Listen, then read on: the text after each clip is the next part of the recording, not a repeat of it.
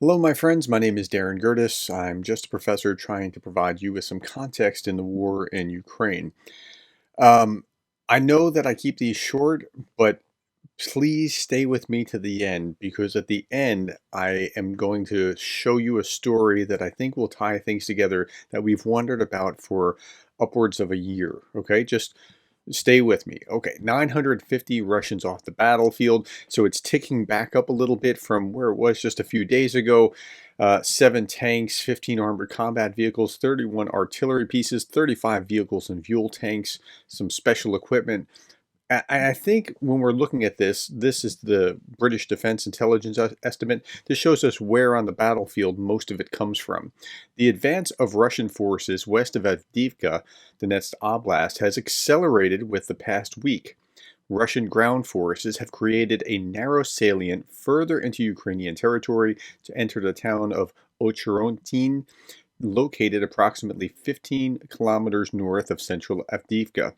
Since Russian ground forces took control of Avdiivka in mid-February 2024, the area has remained one of the primary areas of Russian operations. Despite sustaining continued high losses, it is highly likely that Russian ground forces are able to continuously target Ukrainian positions in the area and have taken control of several small settlements. So that's probably where much of the action is, where the losses are taking place. Okay, Institute for the Study of War is meanwhile talking about how Russian forces currently on the eastern outskirts of Chasiv Yar have been intensifying efforts to seize the city since March of 2024. Now remember, it is now April 26th, and May 7th, Putin is reinstalled as president. May 9th is that Victory Day parade where they, show all their missiles and tanks and whatever they have left to run through the city. And I think Putin wants to have a prize by then. The offensive effort to seize Chasiv Yar offers Russian forces the most immediate prospects for operationally significant advances in the seizure of a town, would likely allow Russian forces to launch subsequent offensive operations against cities that form a significant Ukrainian defensive belt in the Donetsk region. So what it just said there was that if they can capture this city, it's a key to unlocking the next step. And they can do it, but they have to speed up and get it done really quickly because the Ukrainians are going to be armed to be able to fight back very shortly. Russian forces do pose a credible threat of seizing Chasiv Yar, although they may not be able to do so rapidly. And by the time that they can actually do it, they might have a problem. And here's what we mean. This is the Financial Times. Military briefing, Russia's narrowing advantage in Ukraine. This was a great article. More than at any point since Vladimir Putin ordered the invasion of Ukraine 2 years ago, Russian president appears very self-assured and happy.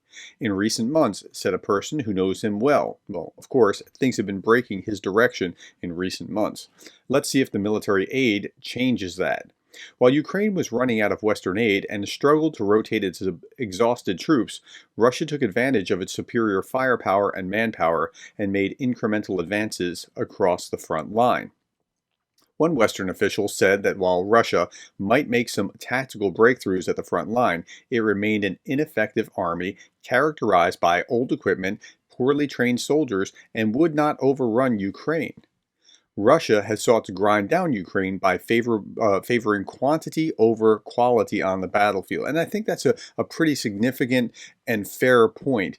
That Russia doesn't seek to be better, they just seek to overwhelm the enemy by throwing more bodies and dumb munitions at them. The aid won't cancel out Russia's advantages this year, but it will allow Ukrainian forces to defend their positions with counter-battery fire measures and can be used to slow or halt Russian advances. So it's not, nobody's talking about a Ukrainian counteroffensive over this summer. They're simply not talking about that. They're talking about being able to stop the Russians from taking more territory. Russia was making 2.5 times more artillery and multiple launch systems than before, while increasing production of some type of ammunition by more than 60 times. So they're getting toward a war footing. Those sheer numbers, however, mask Moscow's inability to turn that firepower into a significant breakthrough, something Russian experts say it could only do with more advanced weaponry. Sanctions have made it hard for Russia to obtain the components needed for drones. Now, it's leaking in from China and Kazakhstan and other places, but it's not coming in at the rate that it needs to be able to do what they're trying to do. For drones, loitering munitions, guided bombs, high precision missiles, forcing it to rely on lower tech weapons it can mass produce more easily. The most decisive systems on the battlefield in Ukraine are directly dependent on sanctions, and that's why sanctions are important, but they're being evaded, but it's not they're not able to do it at the rate that they would like. Instead, the Kremlin is deploying more low-tech weaponry, such as highly destructive glide bombs. Glide bombs are actually really smart. I mean, they took something that they had plenty of and turned it into something that they could use with some effect. I've got to hand them that. And refurbished Soviet weaponry while deploying troops using motorcycles and off-road vehicles. Motorcycles are not a good way to drive into combat. If it works, low tech or not. Even that, however, is not enough to sustain the enormous rates of fire Russia rained down on Ukraine in the first 6 months of the war. Russia fired up to 60,000 shells per day before autumn of 2022, an amount that has dropped to about 10,000 a day, and which includes supplies from North Korea and Iran. So even even Russia is feeling the pinch of lower supply, and they're having to start to ration to some degree. Russia would need to produce 3.6 million shells a year to sustain the current rate of fire, according to a report published this week by the Center for Strategic and International Studies. Well, that's something. It can only produce at most half of the shells Putin's military estimates that it needs to break through. So that's good news. But there's another side of the process as well. The U.S. does not address what Ukrainian and Western officials say is Kyiv's most glaring problem, an inability to match the enormous numbers of men Russia has called up to fight. So Ukraine has a problem on manpower, Russia has a problem on firepower, and so but you fight with what you have, and so they have plenty of men. They'll just send them into slaughter. Russia is recruiting 30,000 soldiers per month, taking its frontline troops from 360,000 a year to 470,000 this year. To raise those men, the army is offering financial incentives, 5 times the average wage in some of Russia's poorer regions, and so they don't mind just paying them off and sending them into the slaughter. A summer offensive, however, would require Putin to declare another round of mobilization, something that he really desperately does not want to do. We talk about mobilization, but this is a great point.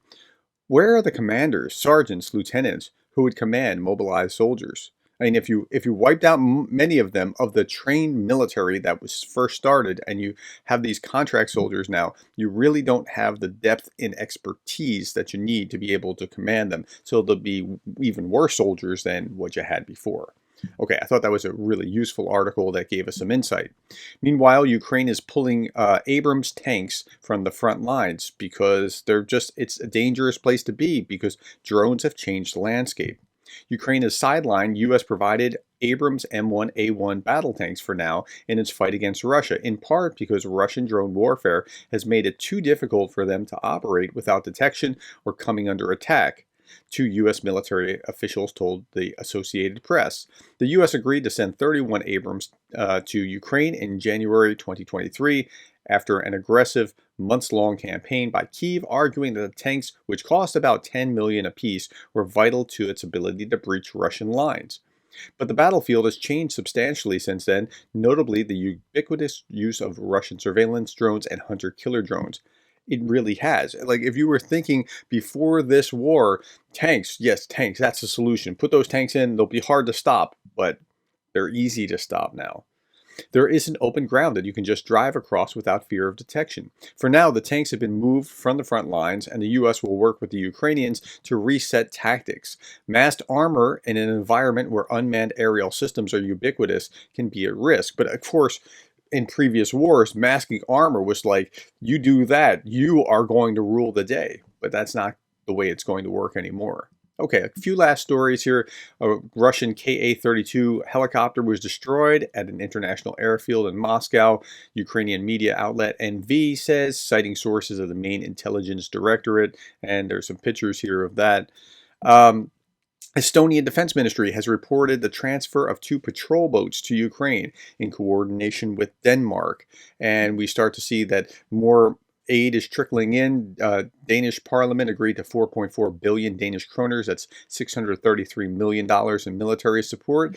The Swiss have decided to back with 5.5 billion aid plan. And again, I think a lot of this is that once the U.S. was signaling, yes, we are on board, other countries are going to be doing that. Now, European countries have been doing this before this, but I think that we might see the Taurus missiles come shortly now that long-range ATACMS are on the battlefield, those kind of things. Okay, here's the story that I promised you. I thought this was wild. I don't see the definitive evidence. This is more of a theory than anything else, but Igor Shushko has provided some pretty solid stuff over time. This goes back to what happened with Prigozhin. So the other day we saw that this guy, he is the number 2 in the military under Shoigu, and he was arrested. Wild revelations from Vladimir Oshchin's sources on Timur Ivanov's role in Prigozhin's rebellion and demise. Arrest of Ivanov is Putin's retribution. Shoigu's fall is likely coming. Did you hear that? Shoigu's fall is likely coming. Now, Shoigu is no genius, but he's loyal to Putin, and that's the reason that Putin keeps him around, because loyalty trumps brilliance when it comes to how authoritarians operate. Okay, next part. Prigozhin went nuts and attempted his coup after the Ministry of Defense continued the constant squeeze on him, first withholding prisoner recruitment, then cutting off his Ministry of Defense budget, and finally cutting off munitions. Of course, Putin had to kill Prigozhin for his attempted coup, but Putin had Patrushev, his Security Council guy, conduct a post-mortem assessment, pun intended, of what really caused Prigozhin to go loco, as he was one of Putin's most trusted and loyal people. Remember, that loyalty means a lot to Putin. They discovered how Ivanov and Shoigu did gradually choke off all Ministry of Defense support from Prigozhin, just as Prigozhin was saying was happening, but Putin wouldn't listen to him. Remember all those videos where Prigozhin was talking about he was revealing some amazing things back about this time last year? Then, after Putin and had Prigozhin killed for the rebellion, Ivanov, with Shoigu's blessing, sent a significant team of Reddit PMC from the Ministry of Defense to Africa and started to systematically steal Prigozhin's assets there, including gold mines, oil and gas fields. So it was like a mob hit created by setting Prigozhin up to go do this thing so he could get killed so they could steal his stuff. It's pretty amazing. As a result, Patrushev and Bortnev realized that this was Deputy Defense Minister Ivanov's premeditated plan to destroy Prigozhin one way or another, to steal his assets, billions of dollars. A plan that was enabled by Shoigu but executed by Ivanov and hidden from Putin. So remember, too, that Prigozhin was one of the most successful of all of Russia's leaders in actually getting anything done. Like, he was responsible for Bakhmut. Okay. Putin now blames Ivanov for provoking Prigozhin to betray Putin with the June 23rd, 2023 rebellion and his march on Moscow. The artificial shell famine that Prigozhin complained so much about was traced directly to Ivanov at the Ministry of Defense. Wow. Shoigu is now also in grave risk of retribution from Putin for what happened to Prigozhin. So far, unclear how he'll be dealt with, but quite possible Putin will use his upcoming inauguration and a new 6-year term as an excuse to replace Shoigu as defense minister. I don't know about that. Shoigu is a trusted lieutenant, the head or the founder of the party from which Putin comes from, and I don't know. But this is all theory, but that's quite a theory, and that makes sense of why this guy, when they all knew that he was stealing stuff, is now on trial. Okay, that's all that I have. Tell me what you think about that. Again, this is speculation. This is not hard news, this last little bit, but it's pretty compelling. Okay, at any rate, tell me what you think. Thank you for the likes, the shares, the subscribes, and thank you for being the kind of person that cares about Ukraine.